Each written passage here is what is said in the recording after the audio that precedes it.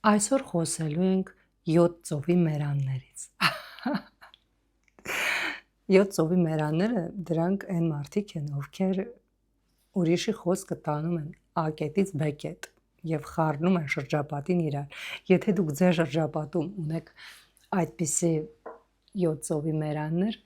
գրեք մեկնաբանություններում։ Ինձ հետաքրքիր է, որքան 7 ծովի մերան կարող են գտնել։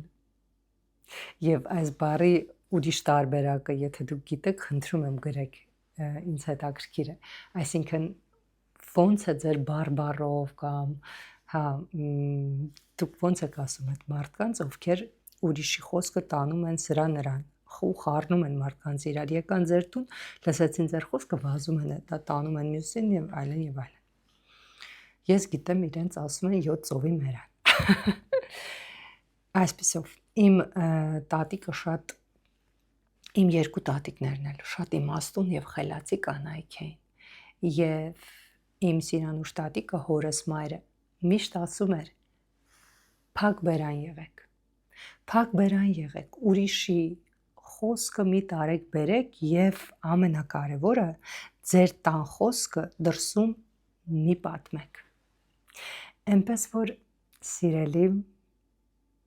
ունկնդիրներ, սիրելի հետևորդներ, փակ բերանությունը ինքը շատ յուրահատուկ էներգիա ունի իր մեջ։ Երբ որ դու փակ բերան ես, դու զերծ ես մնում ավելորդ խնդիրներից, դրամաներից, վեճերից, բա դու ինչի իմ խոսքը սենց, բա դու keep zip։ Ուղղակի մի արեք, եթե դա ձեր մոտ սովորություն է, մարդիկ կան իրականում, դա իրենց մոտ վատ սովորություն է, ծխելու նման կամ շաքարավազ ուտելու նման, հա։ Եթե դա ձեզ մոտ վատ սովորություն է, որ ուրիշի խոսքը տանեք ալոյից ալոյին բլոյին, չէ, տենց են աս բլոյեր անում։ Մի արեք, դուք դրանով կունենաք ավելի դրական, ավելի խաղաղեցնող էներգետիկա եւ կյանք։ Էնպես որ մի տարեք ուրիշի խոսքը աչուձախ, մի սփռեք եւ գրեք, բնականաբար ես իմանամ դուք ոնց եք վերաբերում այդ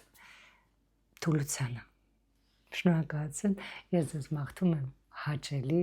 լավ օր եւ բնականաբար մնացեք առողջ։